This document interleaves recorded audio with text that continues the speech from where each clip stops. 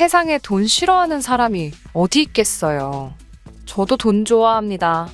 그렇지만 남의 돈을 막무가내로 탐내는 것은 안 된다고 생각합니다. 그런데 제가 사랑하는 사람의 가족들이 딱 그런 사람들이더라고요. 그래서 헤어졌어요. 저와 남자친구는 같은 대학교 출신입니다. 같은 해에 같은 전공으로 입학한 동기이긴 한데 처음부터 친해지지는 못했습니다. 저는 조건부 장학생이라고 해서 일정 성적을 유지해야만 해당 학기에 장학금을 받을 수 있었기 때문에 첫 학기부터 좋은 성적을 받아야 한다는 일종의 강박관념에 시달리고 있었어요. 그렇다 보니 돌이켜보면 대부분의 시간을 도서관에서 보내는 재미없는 학생들 중 한 명이었네요. 반면에 남자친구의 경우 옷도 잘 입고 외제차를 끌고 학교에 오는 눈에 띄는 신입생이었습니다. 소문에 의하면 아버지가 무슨 회사 대표라더군요. 저는 원래부터 그런 쪽에는 별로 관심이 없기도 했고 아무튼 서로 친해질 계기 자체가 없었다고 표현하는 게 가장 적절할 것 같습니다. 그러다 2학년 1학기가 끝날 때쯤 저에게 좋은 기회가 생겨서 미국으로 1년간 어학연수를 가게 되었습니다. 미국에서의 생활은 외롭긴 했지만 여러모로 저에게 유익한 시간이었어요. 현지에서 영어를 배우니 하루가 다르게 실력이 느는 게 느껴지더라고요. 귀국하기로 한 날짜가 2주 정도 남았던 무렵 결국 저는 부모님께 1년만 더 있게 해달라고 부탁을 드렸습니다. 나중에 부모님께서 말씀해 주시기를 당시 외동딸인 제가 해외에서 1년 더 공부하고 싶다 하니 기특하기도 하고 걱정스럽기도 하고 몇 날 며칠 밤잠을 설치셨다고 하셨어요. 아무튼 결국 부모님은 제 뜻을 존중해 주셨습니다. 부모님의 응원과 도움으로 저는 미국에서 2년 동안 어학연수를 한 뒤 한국으로 돌아왔습니다. 복학을 하고 나서야 친하게 지냈던 친구들 중 몇몇은 휴학을 했고 또 몇몇은 나름의 계획들이 있어 당장은 학교가 아닌 다른 곳에 가 있다는 사실을 알게 되었습니다. 강의실에 들어가면 대부분 낯선 얼굴들 뿐이니 서운해할 일이 아닌 걸 알면서도 괜히 서운하더라고요. 그렇게 혼자 다니는 일이 잦아지던 무렵 우연한 기회로 남자친구를 마주치게 되었습니다. 남자친구가 먼저 제 이름을 부르며 잘 지냈냐고 묻더라고요. 남자친구가 제 이름을 기억하고 있다는 사실에 살짝 놀랐습니다. 마침 수업이 없었기에 학교 앞 카페에서 잠깐 이야기를 나누게 되었습니다. 알고 보니 제가 휴학을 했던 기간 동안 남자친구 역시 군복무를 하느라 휴학 중이었대요. 그래서인지 남자친구 또한 복학 이후로 저만큼이나 심심한 학교 생활을 하고 있답니다. 이후로도 저희는 예전과는 달리 자주 만나고 붙어 다니기 시작했습니다. 저희 둘 모두를 아는 친구들은 의외라고 했지만 저희는 왜 진작에 친해지지 못했는지 서로가 신기해할 만큼 급속도로 가까워졌습니다. 그리고 얼마 지나지 않아 사귀는 사이로 발전했어요. 남자친구의 1, 2학년 때 성적은 처참한 수준이었습니다. 그나마 3, 4학년은 본인도 인정했을 만큼 제 덕을 많이 봤어요. 저는 정말 남자친구랑 나란히 안정적인 직장을 갖고 그 후에 둘만의 가정도 꾸리고 싶었습니다.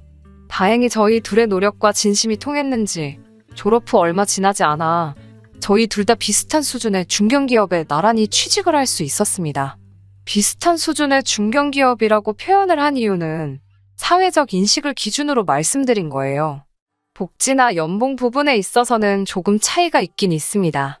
제가 연 5천 후반, 남자친구가 연 3천 후반으로 둘이 합쳐 1억이 좀 안 되네요. 비록 파혼하게 되었다고 처음부터 말씀드렸지만 왜 파혼에 이르게 되었는지 말씀드리려면 최대한 객관적으로 저희 조건과 상황을 말씀드려야 할 것 같아서요. 저희 부모님은 두 분 다 공무원이세요. 어머니는 초등학교 교장 선생님이신데 곧 정년 퇴임을 앞두고 계십니다. 아버지 역시 보건 쪽에 공무원으로 계셨고 어머니와 마찬가지로 내년에 정년 퇴임하세요. 하지만 퇴직 후에 관련 기관에 재취업하기로 예정되어 있으십니다. 그렇다 보니 두 분 연금이랑 아버님이 재취업으로 받으실 돈까지 하면 한 달에 1,000만 원 이상 버실 것 같아요. 그 외에도 지금 살고 계신 아파트랑 모아두신 재산이 조금 있으신 걸로 압니다. 재산 규모까지는 정확히는 모르고요. 다만 노후는 확실하게 보장되어 있고요. 그런데도 저희 부모님이 계속해서 돈을 버시는 이유는 딱 한 가지입니다. 부모님 힘 닿는 데까지 조금이라도 더 벌어서 저 결혼할 때 그리고 저 살면서 혹시나 힘들 때 조금이라도 보태주고 싶으시다 하셨습니다. 반면에 남자친구의 사정은 달랐습니다. 앞서 언급했던 것처럼 대학교에 입학했을 당시 교내에는 남자친구가 무슨 기업의 아들이라더라, 아버지가 무슨 회사 대표라더라, 별의별 소문이 다 돌았습니다. 추측컨대 남자친구도 딱히 그런 소문을 바로잡으려 하지 않았기 때문에 소문은 시간이 지날수록 걷잡을 수 없을 만큼 커져갔던 것 같아요. 명품이류에 외제차 타고 통학하는 신입생은 흔치 않으니까요. 저 역시 남자친구와 사귀기 전엔 그 소문을 어느 정도 믿었습니다. 그리고 결론부터 말하자면 반은 맞고 반은 틀리다였어요. 남자친구의 아버지는 중소기업의 월급 사장이었습니다. 아버님께서는 젊은 시절에 취득하신 특수 자격증으로 어느 중소기업에서 소위 자격증을 빌려주시고 사장이라는 직함을 받으신 분이셨습니다.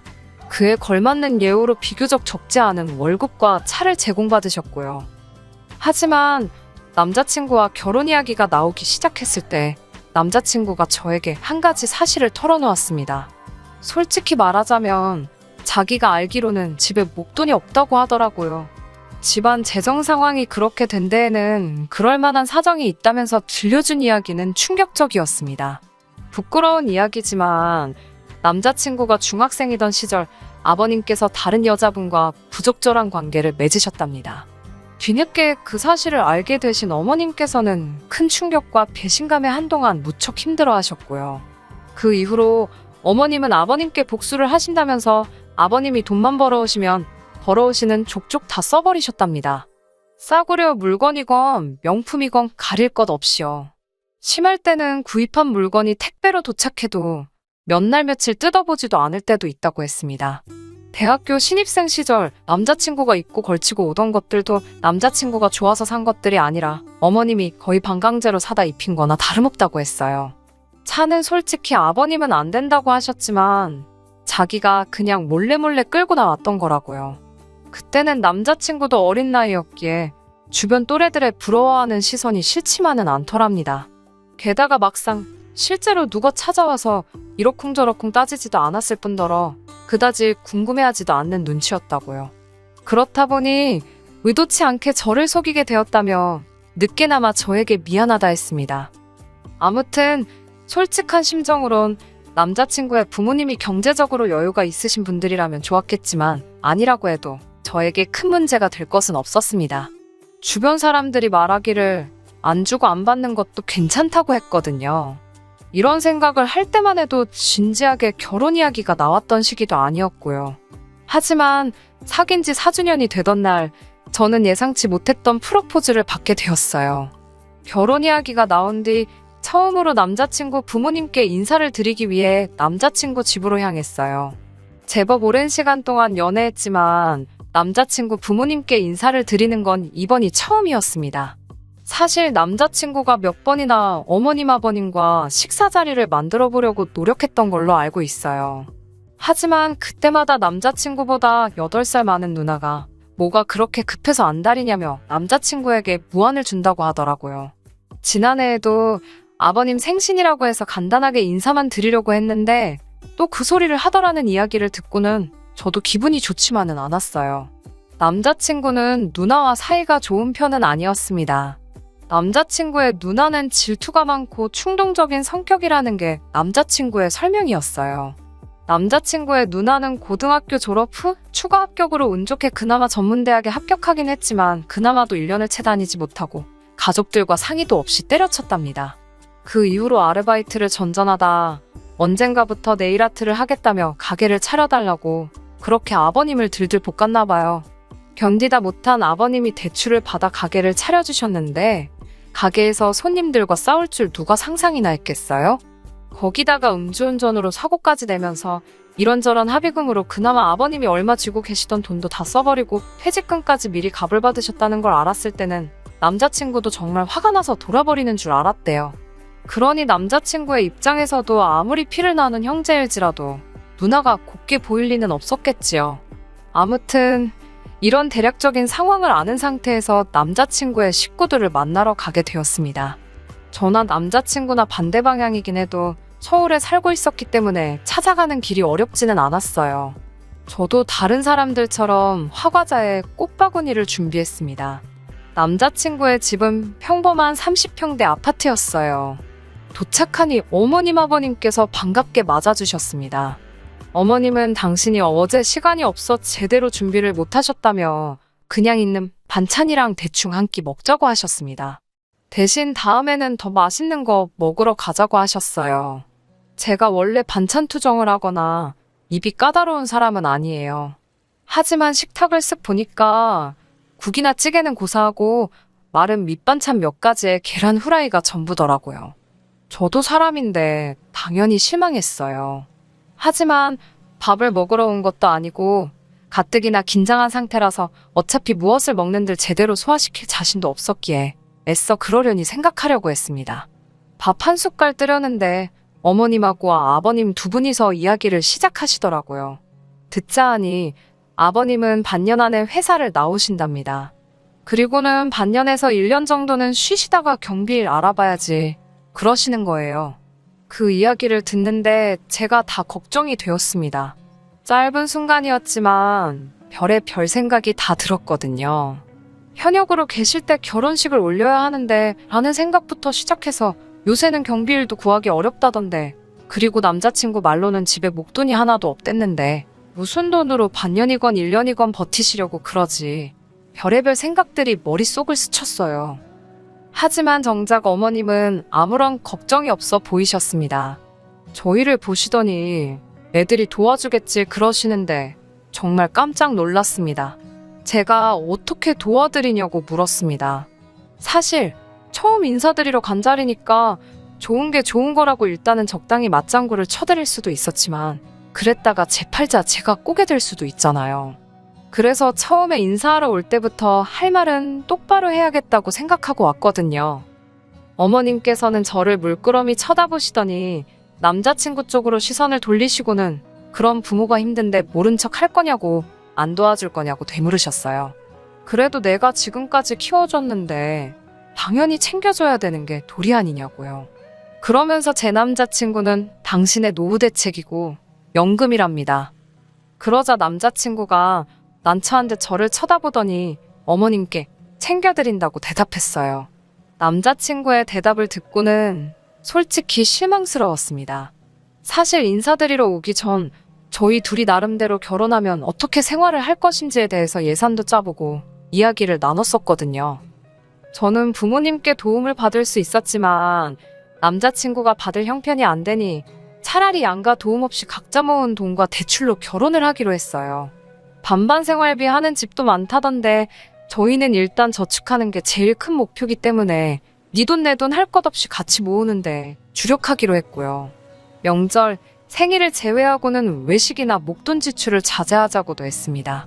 그렇게 해서 5년 안에 저희 두 사람 이름으로 된 집을 사는 게 최종 목표였어요. 그런데 어머님이 한마디 하니까 설령 어머님 기분 맞춰드리려고 별뜻 없이 한 소리라고 해도 저와 한 이야기가 있음에도 불구하고 쉽게 말을 바꾸는 남자친구를 보니 김이 확 새더라고요. 결혼 후에도 어머님과 제 사이에 무슨 일이 생기면 늘 저런 식이지 않을까 하는 걱정도 되었고요. 저는 이렇게 된 거 물어보고 싶은 건 다 물어보고 확실하고 깔끔하게 정리를 해야겠다 싶었습니다. 그리고 마침 이때 남자친구의 누나가 집에 들어왔어요. 한참 대화 중인데 자기도 한 자리 차지하고 앉더라고요. 뒤이어 어머님께서 먼저 저희에게 결혼 준비는 어떻게 할 건지 물어보셨습니다. 어머님께 제가 신뢰가 안 된다면 얼마나 도와주실 수 있냐고 여쭤봤어요. 그러자 남자친구가 말한 대로 어머님께서는 지금 들고 계신 현금 목돈이 하나도 없다고 하셨습니다. 그러면서 또다시 저희 결혼 자금을 도와주시기는커녕 당신 코가 석자랍니다. 아버님이 경비일을 하게 된다고 해도 건강상 일주일에 3일 정도밖에 못 하실 거라서 한 달에 200이 안 되게 벌어올 텐데 그동안 쓰던 가락이 있어서 이제 어떻게 생활을 해야 할지 감이 안 오신다고요. 그 말씀을 하시면서 저희를 번갈아 쳐다보셨습니다. 그리고는 설마 부모를 모른 채 하겠냐며 둘이 합쳐서 한 달에 한 500은 버냐고 물어보셨어요. 그러더니 100만 원만 주면 된답니다. 순간 제 귀를 의심했어요. 어머님께서 저희더러 한 달에 100만 원씩 달라시더군요. 제가 어머님께 어머님도 이참에 나가서 소일거리라도 해보시는 건 어떠냐고 물었습니다. 당시 남자친구 어머님은 저희 부모님보다 한참 어리셔서 60도 안 되셨거든요. 밖에 나가보시면 60 넘어서 현역으로 일하시는 분들 많으시다고 하니까 저더러 심보가 고약하답니다. 돈 얘기 좀 했다고 바로 시어머니 될 사람한테 나가서 돈 벌라는 애가 어딨냐고요. 내가 네 돈 달래든 내 아들한테 받으면 된다며 버럭하시는 어머님을 보는데 한숨이 절로 나왔습니다. 제 돈이건 어머님 아들 돈이건 저희 둘이 결혼하면 부부의 공동자금이라고 설명을 드려도 그건 당신 알 바가 아니랍니다. 더 화가 났던 건 옆에서 남자친구 누나까지 끼어들어서 어머님이 당신 아들한테 용돈 좀 달라는데 제3자가 왜 끼어들어서 감나라 배나라 하냐고 저한테 뭐라고 하더라고요. 누가 제3자라는 건지 결국 제가 언니야말로 제3자니까 빠지라고 했습니다. 그러자 남자친구 누나는 저더러 말하는 사가지 좀 보라며 네가 뭐가 그렇게 잘났는데 아까부터 따박따박 말대꾸냐입니다. 시댁에 그렇게 하라고 배웠냐고요. 짜증이 난 제가 나한테 그러지 말고 어머님이 지금 아버님 은퇴하시면 먹고 사실 돈이 없다는데 해결책 좀 내놔보라고 했습니다.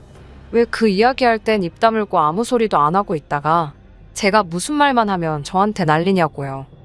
맏딸이신데 앞으로 부모님께 용돈 좀 드릴 거냐고 물었습니다. 언니도 100만 원씩 드릴 거냐고 하니까 남자친구 누나가 저를 죽일 듯이 노려보더라고요. 남자친구는 지 누나가 저한테 뭐라고 할 때는 입 딱 다물고 한마디도 안 하더니 이제서야 저한테 왜 그러냐며 그만하라고 하더라고요.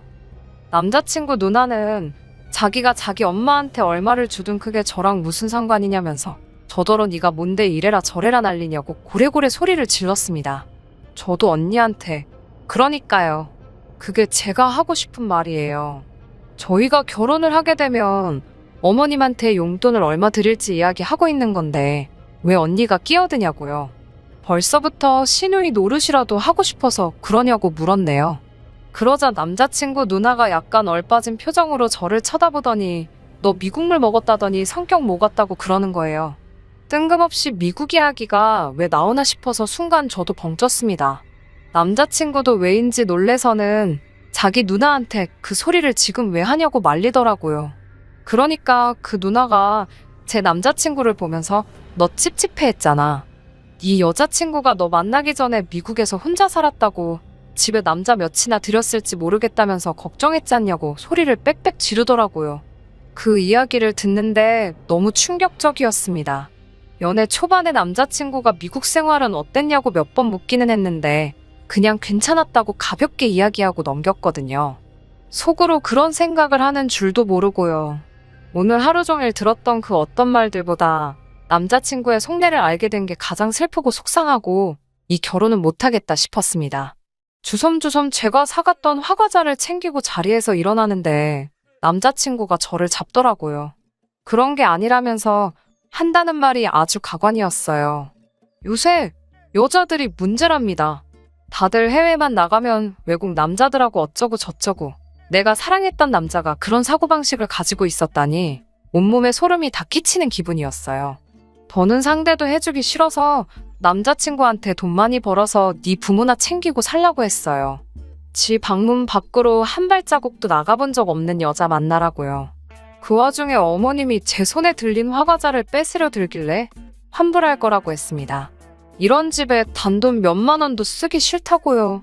어머님은 윗사람들이 몇 마디 듣기 싫은 소리 좀 했다고 이렇게 큰 소리를 내고 예의가 없냐며 결혼 허락 받으러 온 사람 태도가 이게 뭐냐고 저에게 끝까지 뭐라고 하시더라고요.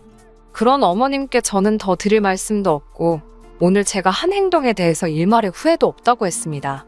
절대로 대개 아드님보다 제가 뭐 하나 부족한 것도 없고 저희 부모님마저 어머님 아버님보다 여러모로 나으신 분들이라고요. 아드님 앞길 망쳐놓으신 거 두고두고 아드님께 미안해하시면서 사시라고 했습니다. 뒤따라 나온 남자친구는 저에게 정말 미안하다면서 이렇게 가면 어떡하냐고 저를 붙잡았어요.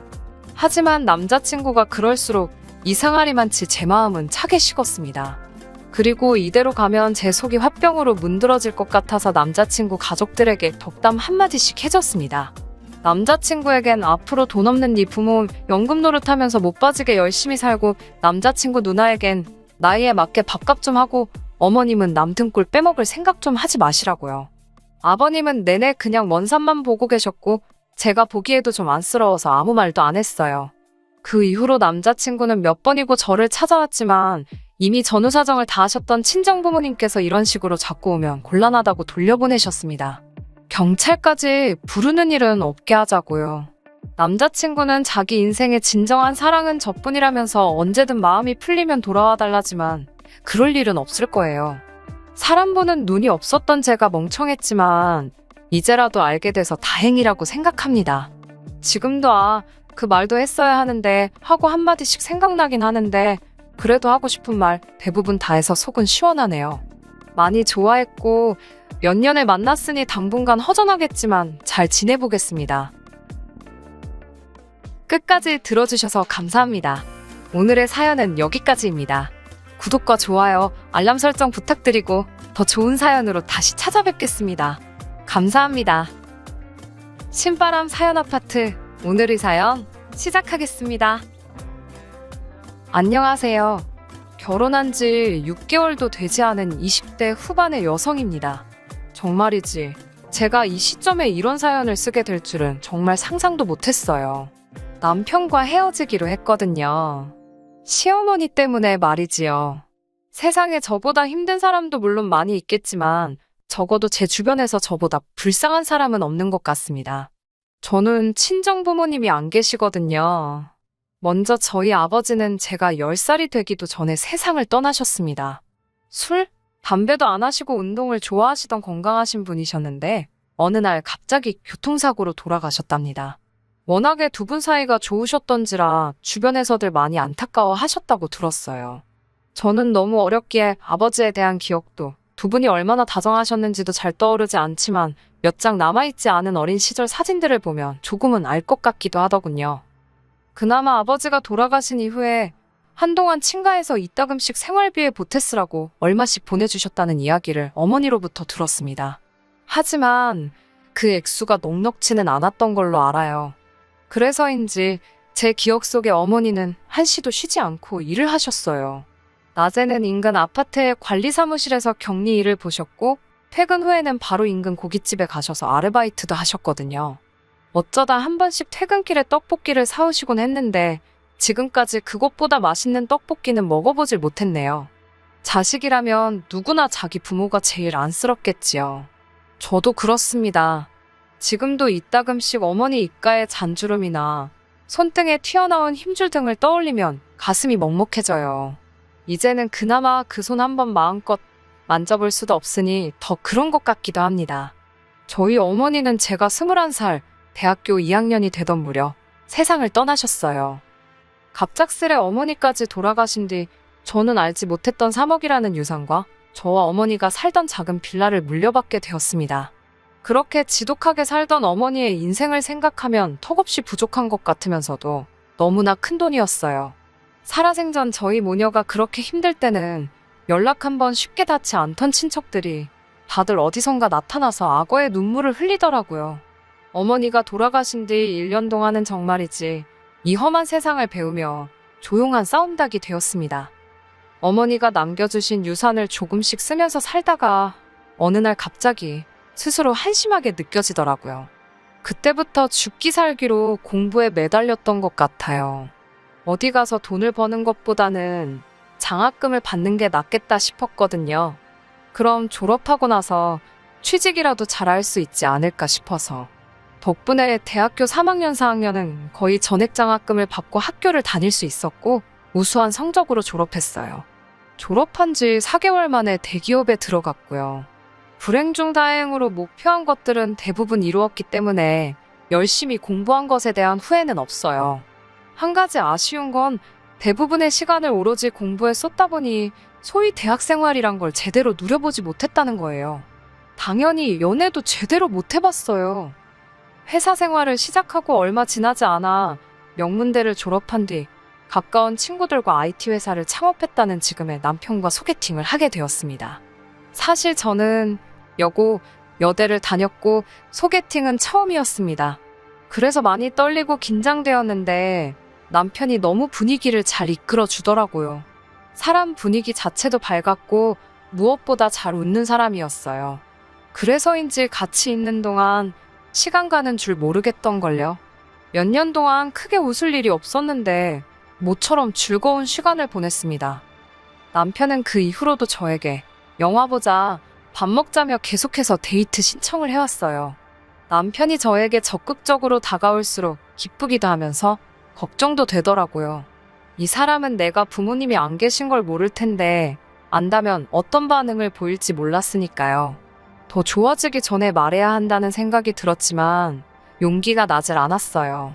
그렇게 3개월 정도의 시간이 흘렀을 무렵 남편이 자기 부모님께 저를 소개하고 싶다더라고요.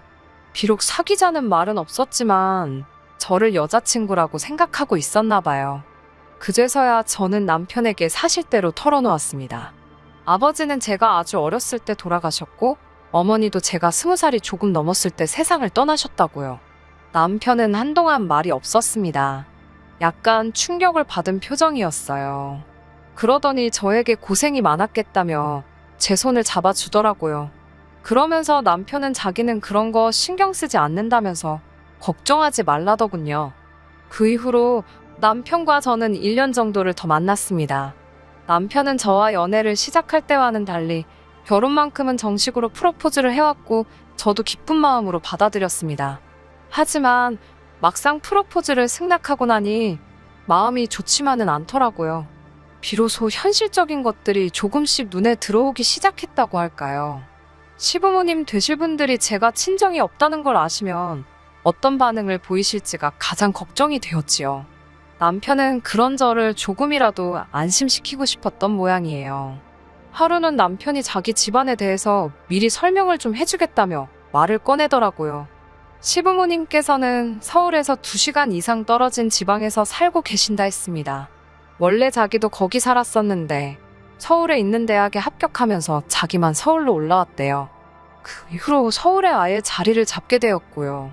시부모님은 얼마 전 은퇴를 하셨고 현재 따로 하시는 일은 없으시답니다. 연금이나 따로 노후 준비도 안 되어 있으시고요. 여기까지 듣고 제가 그럼 지금 어떻게 생활을 이어나가고 계시냐고 물었더니 그때그때 소일거리가 있으면 하시고 자기도 잘 모르겠다고 하더라고요. 그나마 남편이 돈을 벌기 시작한 이후로 한 달에 얼마씩 보내드리고 있다고도 했습니다. 정확한 액수는 말해주지 않았는데 저도 궁금하지 않아서 묻지도 않았고요. 솔직히 여기까지 듣고서 무슨 생각을 했냐면요. 차라리 잘 됐다 싶더라고요. 시댁이 너무 조건이 좋은 집이 아니라서 오히려 안심이 됐어요. 며칠 뒤 시부모님께 인사를 드리기 위해 시댁으로 향했습니다. 정확히 프로포즈를 받은 지 2주 만이었어요. 제가 마음고생을 어찌나 많이 했는지 살이 3kg이나 빠졌더라고요. 남편은 자기 부모님은 편견이 없으신 분들이라며 저에게 걱정하지 말라 했지만 자기 부모님을 객관적으로 볼 수 있는 자식이 몇이나 되겠어요? 솔직한 말로 막상 당일이 되자 가보면 알겠지, 부딪혀보면 알겠지. 반쯤은 자포자기한 심정이었지요. 고속버스를 타고 2시간이 걸려 시부모님이 사시는 동네에 도착했습니다. 거리도 멀고 날씨도 따뜻했기 때문에 남편의 안내를 받아 시댁 근처에서 가장 유명하다는 빵집에서 케이크를 사고 근처 과일가게에서 과일 바구니를 샀어요. 남편 말로는 전부 다 시부모님께서 제일 좋아하는 것들이라고 했습니다. 남편을 따라 도착한 곳은 10평 남짓이나 될까 싶은 작은 빌라였습니다. 남편이 독립하기 전까지는 그래도 아파트에서 세 식구가 살았는데 남편이 서울로 올라오면서 이리 이사하셨다고 하더군요. 자세히는 모르지만 특별히 일을 안 하시고도 생활이 가능하신 건 아파트를 파셨기 때문 아닐까 라고 혼자 조심스레 추측만 했네요. 잠깐 다른 생각을 하는 사이 어머님께서 문을 열어주셨습니다. 거실에 모여 앉자 남편이 제가 사온 거라며 케이크와 과일 바구니를 꺼내놓았습니다. 어머님이 이 동네 건 맛없는데 왜 여기서 샀냐며 남편에게 타박을 주시더라고요. 저한테 직접 뭐라고 하신 건 아니지만 좀 눈치가 보였어요. 어머님께선 아직 점심 준비가 덜 되었다며 잠깐만 기다리라고 하시고는 주방으로 향하셨습니다. 한 5분쯤 지났을까 아버님께서 저더러 가서 안 도와줄 거냐고 큰 목소리로 물으시더라고요. 순간 당황한 제가 누구를요? 라고 물었습니다. 그러자 주방 쪽에서 어머님이 아버님께 냅두라고. 그것도 본인이 내켜야 하는 거지. 뭘 하라 마라 시키냐고 한마디 하시더라고요. 제가 죄송하다며 자리에서 일어나려고 하자 어머님께선 옆구리 찔러 절박기라며 그냥 있으라 하셨습니다. 솔직히 차라리 가서 도와드리라고 말씀을 하시지. 이런 식으로 무안을 주시는구나 싶더라고요. 남편도 깜짝 놀란 듯 두 분은 왜 그렇게 말씀을 하시냐면서 저더러 괜찮다고 가만히 있으라고 했습니다. 그러더니 본인이 뭐 도와드려야 하냐면서 주방으로 갔는데 어머님께서는 그런 남편에게 일주일 내내 일하다 내려왔을 텐데 괜찮다며 앉아서 쉬라고 했어요. 그제서야 이런 게 시집살이라는 걸 알았지요. 가만히 앉아서 눈치만 살피고 있자니 가시방석이 따로 없더군요. 다시 한번 제가 좀 도와드릴까요? 라고 여쭤보았습니다. 그러자 이번에는 국하고 밥을 좀 푸라고 하시더라고요. 시키신 대로 하나씩 조심해서 푸고 있는데 어느샌가 어머님이 옆으로 다가오셨습니다. 얼마간 제가 하는 걸 지켜보시더니 뭔가 성에 차지 않으셨나 봅니다. 이유를 말씀도 해주지 않으시고 제가 보는 앞에서 전부 다 비워내고 처음부터 다시 하시더라고요. 민망하기도 하고 어찌할 바를 모르겠기에 시어머니 손끝만 바라보고 있는데 어머니께서 너네 엄마는 이런 것도 안 가르쳤냐고 물어보셨습니다. 갑자기 어머니 이야기가 나오니까 짧은 순간이지만 당혹스러웠습니다. 어떻게 대답해야 할지 모르겠던 찰나에 아버님께서 빨리 좀 먹자며 부엌으로 들어오셔서 나름 고비를 넘길 수 있었어요. 밥을 먹는데 혀끝에서 느껴지는 게 밥알인지 모래알인지 도통 모르겠더라고요. 그때 어머님께서 저에게 질문을 하시기 시작하셨습니다. 학교는 어디 나왔고 제 직업은 뭐고 돈은 얼마나 버는지 그런 것들이요. 여대를 나왔고 현재 대기업을 다니고 있다고 했습니다. 어머님은 시큰둥한 반응을 보이시더니 사실 당신은 저도 알다시피 아들이 명문대를 나왔기 때문에 며느리도 비슷한 수준을 맞길 바라셨답니다. 그렇지 않아도 죄다 공무원이나 교사, 약사 같은 선자리만 들어왔는데 그나마도 당신 성에 안 차서 죄다 물렸다나요. 그런데 막상 아들이 평범한 회사원을 데려와서 좀 김샜고 실망이라 하셨습니다. 당사자 면전에다 대놓고 그런 말씀을 하시니 저도 사람인데 기분이 좋지는 않았습니다. 솔직히 제가 친정이 없어서 그렇지 학교나 직장을 봤을 때는 그렇게 처지는 조건도 아니라고 생각했는데 말이에요. 결국 어떻게 반응해야 할지 모르겠어서 애꿎은 밥알만 꾸역꾸역 입안에 밀어넣고 있었습니다. 남편도 쓸데없는 말씀하시지 말라며 어머님을 말리고 있었고요. 그리고 정말 피하고 싶었던 대화 주제가 나왔습니다. 아버님께서 부모님은 뭐 하시는 분들이냐고 물어보셨어요. 저는 두 분 다 돌아가셨다고 솔직하게 말씀드렸습니다. 감출래야 감출 수 있는 것이 아니었으니까요. 그러자 어머님께서는 깜짝 놀란 표정을 지으시더니 사고인지 아니면 병인지 물으셨습니다.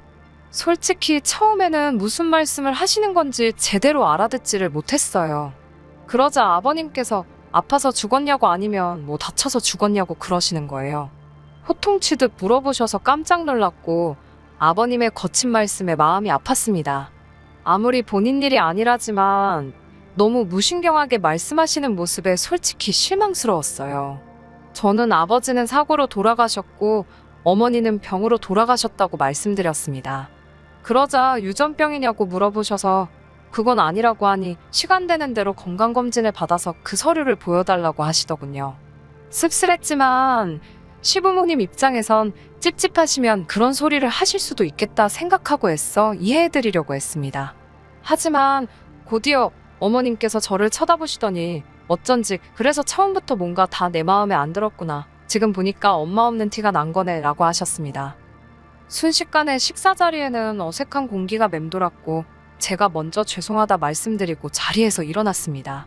집으로 돌아와 한참을 울었습니다. 제 노력으로 어떻게 할 수 없는 일이라 더 슬프고 억울했어요. 그때 모르는 번호로 전화가 걸려왔습니다. 전화를 받으니 어머님이셨어요. 아까는 당신이 말씀이 심하셨다며 사위 사랑은 장모라는데 장모 사랑도 못 받을 아들이 안 됐다는 생각에 당신이 실언을 하셨답니다. 그래도 덕분에 당신은 평생 아들 며느리 옆에 실컷 끼고 살게 생겼다며 저더러 잘 지내보자고 하시더라고요. 갑자기 어머님의 달라지신 태도에 당황스럽기는 했지만 그때는 어떤 의심보다는 그저 기쁘기만 하더라고요. 저는 어머님의 전화를 결혼의 허락으로 받아들였고 잘 부탁드린다고 말씀드렸습니다. 어머님께서는 저더러 그동안 고생 많았겠다며 앞으로 잘 지내보자 하셨고요. 그때만 해도 저는 두 분 다 말씀은 괄괄하게 하셔도 속은 따뜻한 분들이시구나 그렇게 생각했습니다. 제가 친정이 없으니 처음 시댁에 인사간 날이 상견례를 대신한 것이 되었습니다. 결혼식은 저를 배려한다는 이유로 가까운 친지들과 지인들만 불러서 올렸습니다. 그나마 얼마 들어온 축의금도 싹 걷어서 가져가시더라고요. 당신들이 뿌린 돈이 다시 들어온 거라는 이유로요. 정작 하객들 대부분은 남편 때문에 온 사람들이었지만요. 하지만 크게 개의치 않았습니다. 애시당초 남편과 결혼을 약속할 때 시부모님이 가지신 게 많이 없다는 걸 알고 있었으니까요. 결혼식까지 올리고도 결국 제가 남편과 헤어질 결심을 하게 된 이유는 바로 집 문제 때문입니다. 제가 남편과 결혼을 약속했을 당시 저는 남편에게 제 재산을 투명하게 공개했습니다. 바보 같다고 생각하실 수도 있지만 제가 친정이 없어서 자격지심이 있었는지 그래도 내가 돈은 좀 있다고 어필을 하고 싶었나 봐요. 지금이라면 안 그랬을 텐데 그때는 또 지금보다는 어리기도 했고 순진했었어요. 반면에 남편은 창업을 한 지 얼마 안 돼서 돈이 많이 없기는 했습니다. 그래도 수익이 나고 있었고 전망이 밝았으니까 결혼을 약속한 거예요. 물론 시댁에서 도움을 받을 거라는 기대는 조금도 없었습니다. 원래는 결혼식을 올리기 전에 어떻게든 집을 먼저 구하고 싶었는데 매물이 워낙 없어서 결국 결혼식을 먼저 올려야만 했어요. 다행히 인터넷에 보니까 3개월에서 6개월짜리 단기 오피스텔 월세도 있더라고요. 그래서 일단은 단기 월세로 살면서 시간적 여유를 갖고 집을 구하자고 했습니다. 그러면 남편도 그 사이에 돈을 좀 더 모을 수도 있고 여러모로 저희 둘한테 유리하겠다 싶었고요. 하지만 어머님께서는 저에게 왜 친정어머니가 물려주신 유산으로 집을 사면 되는 걸 괜히 쓸데없이 월세에 돈을 낭비하냐며 걸핏하면 전화를 거셔서는 화를 내셨습니다. 제가 회사에서 일하고 있을 시간인 걸 뻔히 아시면서도 시도 때도 없이 그러시더라고요. 몇 번 당하고 난 뒤에는 솔직히 어머님 번호만 봐도 심장이 두근거리고 토할 것 같은 기분이 들기 시작했어요. 그래서 일부러 전화를 안 받기도 했네요. 그러자 한 번은 아버님께서 그러다 네 시부모 죽었다는 소식도 다음날 들을 거냐며 한 소리 하시더라고요. 이때는 정말 야속하단 생각이 들었습니다. 남편이 저 대신 아버님한테 무슨 말씀을 그렇게 하시냐고 한 소리 하니까 아버님은 그냥 별뜻 없이 하신 말씀이라더군요. 아무튼 어머님께선 자꾸만 저더러 일단 친정어머니가 주신 돈으로 집을 사라고 하셨습니다. 너네 엄마가 이럴 때 쓰라고 물려줬겠지. 어디다 쓰라고 물려줬겠냐면서요. 결국 어머님 등살에 못 이겨 친정어머니의 유산과 빌라를 판 돈까지 합쳐 서울에 있는 아파트를 샀습니다. 시부모님께서는 부부가 살 집이니까 공동명의를 해야 한다고 성하셨어요.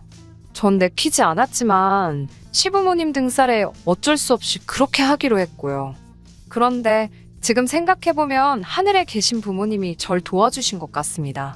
아파트 계약날 남편에게 갑자기 일이 생겨서 못 올 것 같다며 연락이 왔어요. 아파트를 팔기로 한 사람은 제가 아니어도 사려고 하는 사람이 많다면서 완전 배째라는 식이었고요. 그래서 일단은 제 단독 명의로 아파트를 사야만 했습니다. 그때만 해도 남편이나 저나 이렇게 헤어지게 될 줄 몰랐기 때문에 단순히 나중에 시간 될 때 공동 명의로 바꾸면 되겠지라고 생각했어요. 지은 지 얼마 되지 않은 아파트였기 때문에 간단히 도배와 마루 정도만 교체한 뒤 이사를 했습니다. 그런데 이사하고 일주일쯤 지난 주말 아침 시부모님께서 양손 가득 짐을 싸들고 오셨더라고요. 남편은 당혹스러운 표정으로 현관에서 시부모님과 대치 중이었습니다. 저는 들은 바는 없었지만 그래도 시부모님을 현관에 서 계시게 할 수는 없었기에 일단 들어오시라 했습니다. 매실차를 내어드리고 무슨 일로 오셨는지 여쭤보았어요. 그러자 두 분께서는 나이가 드니 몸도 여기저기 안 아픈 곳이 없다면서 당분간 여기 지내시면서 아들 며느리한테 대우 좀 받으셔야겠다고 하셨습니다. 생각지도 못한 시부모님의 말씀에 당혹스러웠지만 그렇다고 먼 길 올라오신 두 분을 바로 돌려보낼 수도 없는 노릇이었지요. 일단 기왕 올라오셨으니 한 일주일 쉬고 가시라 했습니다. 그런데 그날 오후부터 어머님께서는 잘난 당신 아들이 서울에 집을 마련했다며 지인들에게 전화를 돌리기 시작하셨습니다. 그뿐 아니라 집들이를 한다며 몇몇 분들은 초대도 하셨고요. 저에게 오라고 했다가 못 오게 하면 당신 체면이 서질 않으니 손님들이 오는 날은 회사에 휴가를 내던 어떻게 해서라도 손님 맞을 준비를 하라고 하셨습니다. 그제서야 뭔가 단단히 잘못되어 가고 있다는 생각이 들었어요. 결국 고심 끝에 어머님께 이번 한 번은 제가 어머님 체면도 있고 아니 손님들이 오실 때 자리를 피해드리겠다 했습니다. 하지만 여기는 저희 둘이 사는 집인 만큼 앞으로는 꼭 연락하고 오시고 마음대로 어머님 손님이든 아버님 손님이든 부르지 마시라고 말씀드렸어요. 그러자 시부모님 두 분 다 당신들이 아들 집 오겠다는데 왜 며느리 허락이 필요한 거냐며 네가 뭔데 와도 된다 만다를 따지냐고 호통을 치셨습니다. 전 순간 이 두 분이 무슨 기억상실이라도 걸리셨나 싶었습니다. 이 집을 제 돈으로 샀다는 걸 그새 까먹기라도 하신 건가 싶었거든요. 그게 까먹어질 일인가 싶었고요. 아버님은 한술 더 떠서는 저는 부모가 없는데 남편은 시부모님이 계시니까 그게 셈이 나서 제가 부모 자식 연을 끊게 하려고 지금 이러는 거랍니다. 도대체 무슨 말씀을 하시는 건지 이해가 되질 않더라고요. 그래도 만약 예전처럼 남편이 변함없이 부모님 앞에서 제 편이 되어주고 제 입장을 대변해 주려고 노력했다면 설령 그 효과가 아주 작고 미비했을지라도 저는 참고 살았을 거예요. 하지만 다 잡은 물고기라고 생각해서였을까요? 남편의 태도는 결혼 전과는 너무 많이 달라져 있었습니다. 남편은 저에게 그거 집 사는데 돈 좀 보탰다고 나이 드신 시부모님한테 너무 드세게 군다면서 질린다고 하더라고요. 결혼한 지 겨우 6개월이었고 누가 봐도 시부모님이 저에게 무례한 말을 퍼붓고 계셨는데 남편에게 질린다는 소리나 듣고 있자니 이렇게 사는 게 맞나 싶었습니다. 그리고 아버님의 마지막 한마디가 제가 결정을 내리게 만드셨지요. 아버님께서는 저더러 친정이 없어서 찍소리도 못하고 고분고분할 줄 알았더니 그런 맛도 하나 없다면서 당신들 말 안 듣고 이 집 안 샀으면 며느리 안 시켜주고 절 내쫓으려고 하셨답니다. 이런 모욕적인 언사를 듣고 있으니 정신이 확 들더라고요. 마치 제가 친정어머니가 남겨주신 유산을 가지고 이 집에 팔려오다시피 시집을 온 것 같았고 갑자기 이 결혼 생활이 치욕스럽게 느껴졌습니다. 제가 왜 그동안 시부모님의 막말을 참았던 걸까요? 아버님이 저한테 막말을 하신 것처럼 저도 똑같이 돌려드렸습니다. 저도 남편 전망 좋고 잘난 남자인 줄 알고 결혼했는데 지금 보니까 별 볼 일 없어서 너무 후회된다고요. 어머님 아버님이나 저나 서로 손해보는 장사한 것 같은데 서로 물리자고요. 그러자 어머님께서는 그러면 이 아파트 공동명이니까 팔아서 반 주고 헤어지랍니다. 이 말을 듣고 전 정말 어이가 없었어요. 그런데 남편은 저한테만 못하는 소리가 없다면서 지금 당장 시부모님한테 사과하랍니다. 제가 남편에게 못할 말은 네 부모가 나한테 훨씬 많이 했다고 너도 귀 두 개 똑바로 달려있으면 다 들었을 거 아니냐고 그랬지요. 귀는 폼으로 달고 다니냐고요. 이런 제 모습을 처음 본 남편이 충격을 받은 듯 했지만 전 개의치 않고 어머님께도 한마디 했습니다. 어머님도 양심 좀 챙기시라고요. 능력 좋은 아들이 서울에 집을 마련했다고요. 어머님, 아드님 지분은 이 집에 단 1%도 없습니다.